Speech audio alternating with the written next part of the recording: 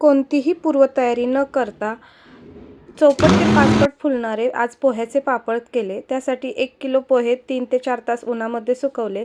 त्याचे मिक्सरवर छान असे बारीक पीठ तयार करून घेतले। त्यामध्ये 50 ग्रॅम पापड खार, चवीनुसार मीठ, लाल तिखट घालून छान असे पोह्याच्या पापडाचे प्रीमिक्स तयार केले। आता हे प्रीमिक्स थोडे थोडे करून आपल्याला मळून घ्यायचे आहे। तर 2 वाटी पिठासाठी इथे 1 तांब्याभर पाणी घालून हे पीठ मी मळून घेतले। तर ह्या मशीनच्या सहाय्याने आपण पापड बनवणार आहे। अगदी 1 ते 2 सेकंदात आपला पापड तयार होतो। ज्यांच्याकडे मशीन नसेल त्यांनी पोळपाट लाटण्यावर केलात तरी चालणार आहे। तर हे पापड एकावर एक अशा प्रकारे घालून घ्यायचे आहे। अजिबात एकमेकांना चिटकत वगैरे काही नाही।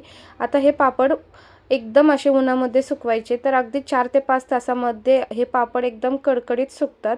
तर या पापडाचा संपूर्ण डिटेलमध्ये व्हिडिओ आपल्या चॅनलवर अपलोड केलेला आहे, नक्की पहा। व्हिडिओ आवडला तर व्हिडिओला लाईक, शेअर आणि सबस्क्राईब नक्की करा। बाय।